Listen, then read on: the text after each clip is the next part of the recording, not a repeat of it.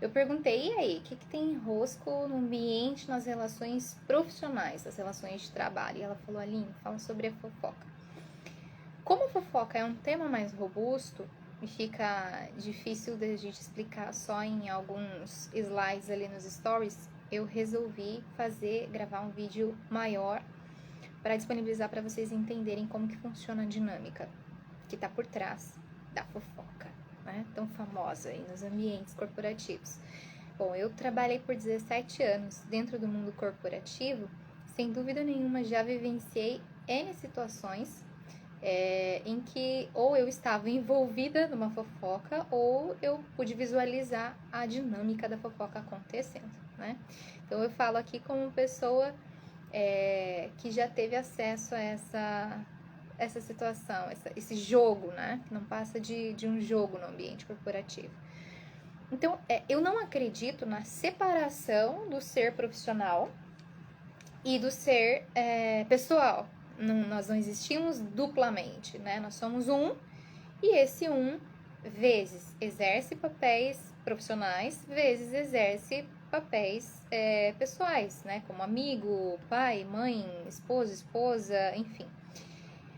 Então, quando a gente fala do profissional, a gente está falando antes de um ser humano, certo?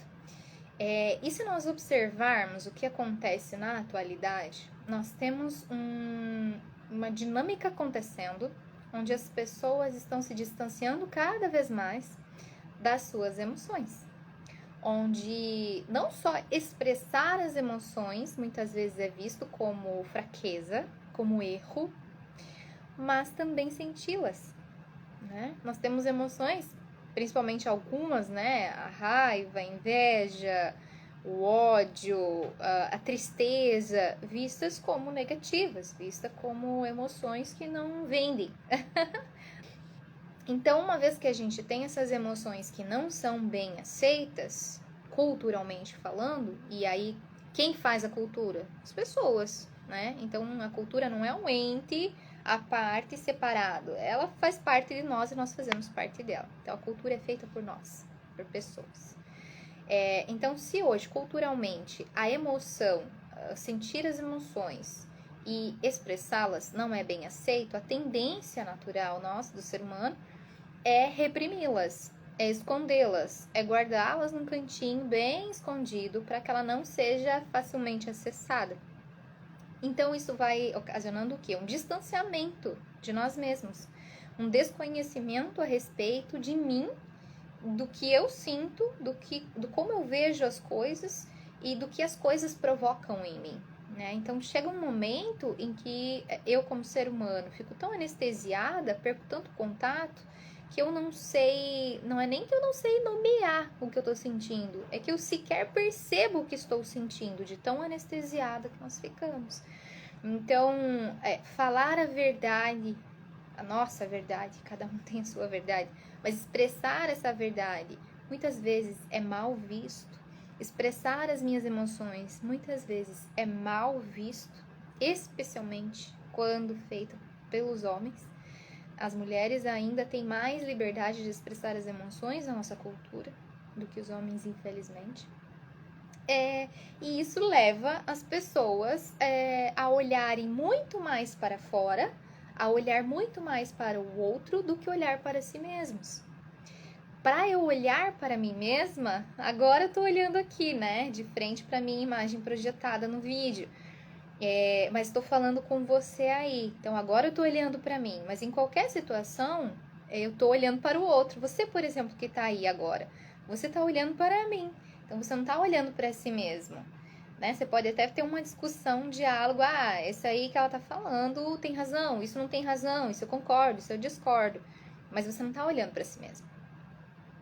Então, uma vez que eu deixo de olhar para mim e passo a olhar para o outro, a tendência é eu cuidar muito mais da vida do outro do que da minha própria vida. Porque é aquilo que eu vejo. E aquilo que eu vejo, eu gerencio, né? E a gente vai criando todo um contexto de ilusão em volta da nossa vida, das emoções e da realidade. Aí que mora o perigo, né? Então, as pessoas vão perdendo a originalidade. Elas vão se desencontrando delas mesmas. E a sensação é de que você não tem mais energia, a sensação é de que você não sabe se está indo para o caminho certo, a sensação é de que as horas estão passando muito depressa. Essas sensações são sintomas do distanciamento de nós mesmos. Nós vamos nos perdendo de nós com esse modo de operar, esse modo de ser que atualmente, né, nós temos aí na nossa sociedade.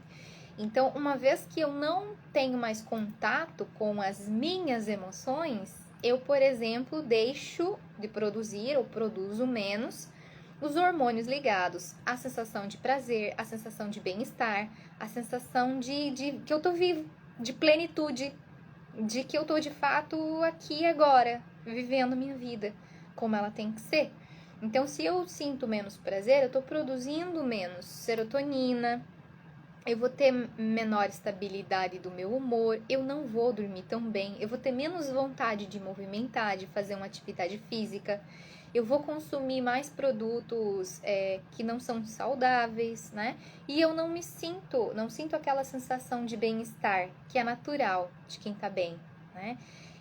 Então eu vou produzir menos dopamina também, que é aquele hormônio que produz aquela sensação de que eu tô sendo recompensado por alguma coisa boa que eu fiz. Sabe quando você para e ajuda alguém e você se sente tão bem por fazer aquilo e sente que a própria sensação de bem-estar é uma recompensa que você tem por ter feito, por ter ajudado o outro? Isso deixa de existir dentro de nós. Nós temos menos dopamina, menos serotonina, menos endorfina, que é um analgésico natural, né? Que vai aliviar, às vezes, as dores, as mazelas do nosso ser.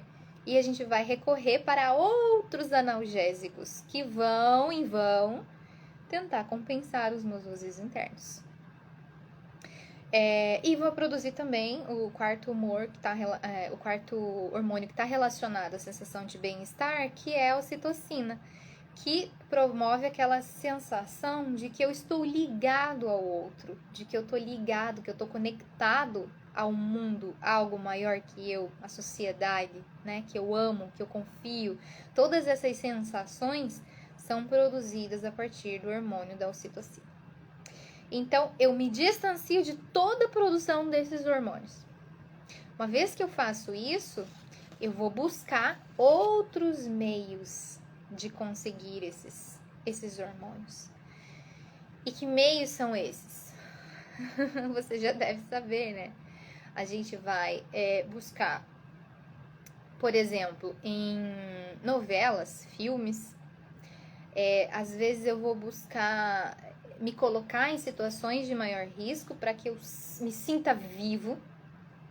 Às vezes eu vou buscar o álcool, porque daí no álcool eu me distancio do controle, eu fico mais solto e aí eu consigo sentir um pouquinho mais perto da minha originalidade. Seja a minha originalidade, a tristeza, a alegria, a euforia, o bem-estar. Tem gente que bebe e fica mais faladeira, né? E não só o álcool, mas outras drogas também. E aí é que a gente chega na pergunta em questão. Porque quando eu me distancio de mim, eu vou procurar na vida do outro motivos para achar coisas que me deem prazer. E aí, essa linha cruzada em que eu me distancio daquilo que é meu e vou buscar no outro um meio de obter prazer, eu vou buscar na vida do outro a minha novela pessoal. Eu vou buscar na vida do outro motivo para falar, motivo para sentir prazer, motivo para me sentir conectado, seja com a mazela do outro, né, aquilo que eu acho que a pessoa tem de ruim, ou aquilo que eu acho que a pessoa tem de bom, né? Porque a fofoca, a gente tem ela como uma fofoca, falar mal da outra pessoa, mas não necessariamente só isso. Às vezes eu tô falando bem da outra pessoa pelas costas dela, né? Então, eu me distancio da verdade e eu busco meios, e um deles é a fofoca, de levar uma vida mais plena. Então, que busque preencher o meu vazio, que eu não preenchi com minhas próprias emoções, os meus próprios dilemas, os meus próprios medos, as minhas próprias coragens. E como mudar? Eu vou indicar um primeiro passo, que é um passo que quando eu falo parece simples, mas ele não é, porque ele é um passo que ele exige coragem. E sim, quem começa nesse caminho, nessa jornada de autoconhecimento, não vai encontrar só flores, vai também encontrar espinhos. Quando a gente abraça a vulnerabilidade, a gente pode sim sofrer. A gente pode sim quebrar a cara com pessoas. A gente pode sim encontrar coisas em nós mesmos que nós não gostamos, que nós detestamos. E isso tudo faz parte do jogo. Só que é o único meio de eu ter uma vida mais plena.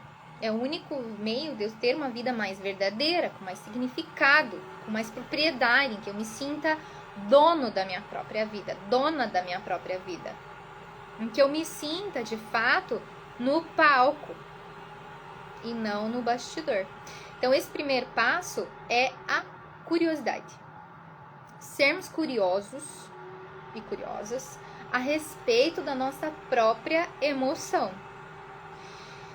Uma vez que eu percebo essa emoção, a curiosidade ela se volta para ok, e por que eu tô me sentindo assim? Por que essa pessoa me incomoda tanto? Por que eu tenho medo de tomar essa decisão? Por que eu me sinto assim? Essa curiosidade é o primeiro passo e o passo mais corajoso para você, de fato, ter uma vida com mais significado, com mais profundidade, com mais verdade, com mais leveza e também com mais originalidade, sendo você mesmo.